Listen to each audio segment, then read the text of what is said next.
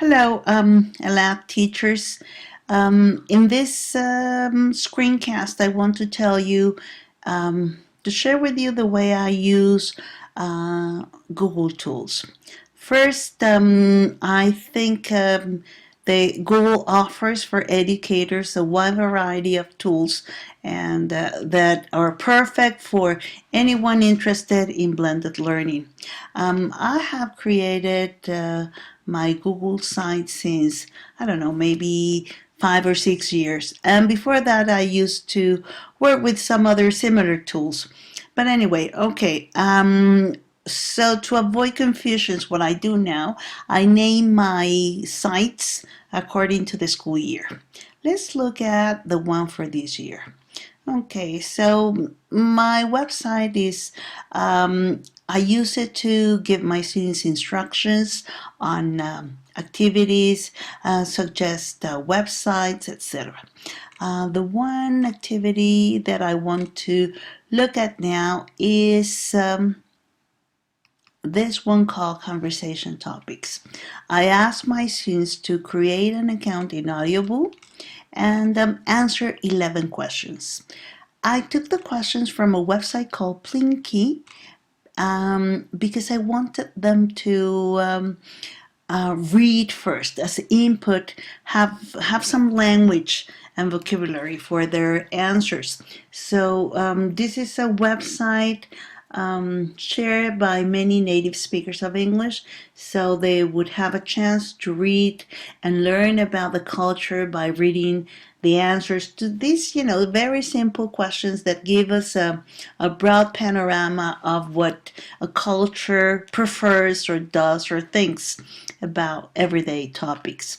Okay, so students would read the answers to the questions and then write their own. Um, Once they had their answers prepared and rehearsed, they would upload them to audioboo. So we created a community.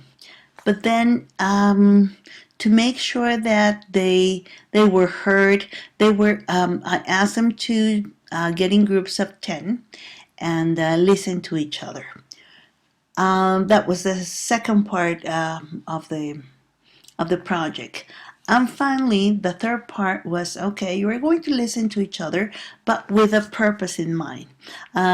Sort of like a contest where they had to pick the podcast with the best pronunciation, the one with the best picture, background music, or the most touching or moving. Okay, so let's see. They gave me the information on their votes, etc., using Google Docs. And right now, what I want to share with you is one of the examples of podcasts that they created. Let's see. I have them all in my iTunes library.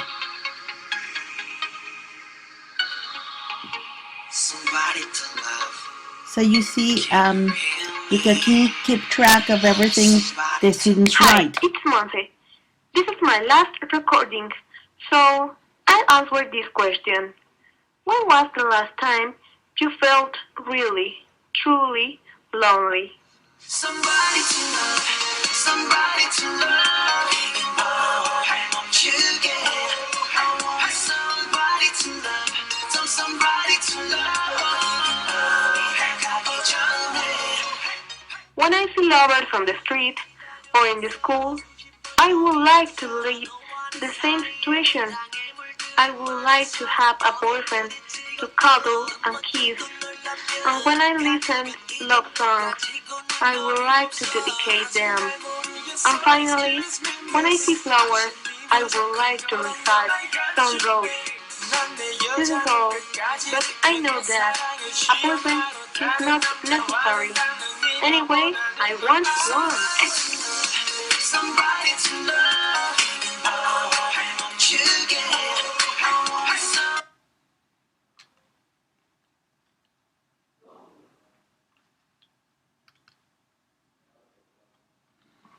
Okay, so as you see, it's very nice to have students publishing a picture, um, recognizing, showing that they recognize the format of a podcast. They introduce themselves briefly.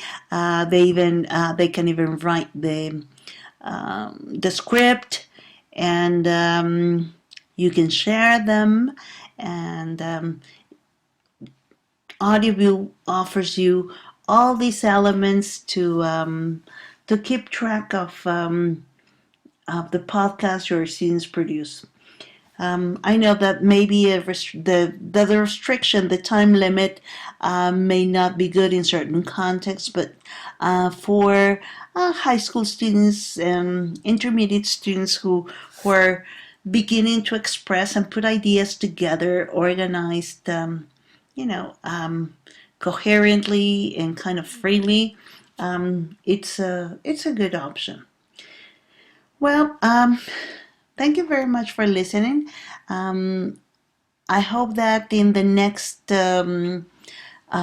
few days, when you are looking at our collection of podcasts, I would like you to pay a little more attention to the format. What do all these podcasts have in common? What do I want my students to recognize, to identify as the features of a podcast, so that when they produce their own, they know how to do it? Well, thanks a lot for listening, and I'll be checking your suggestions in Google Moderator. Have fun. Bye.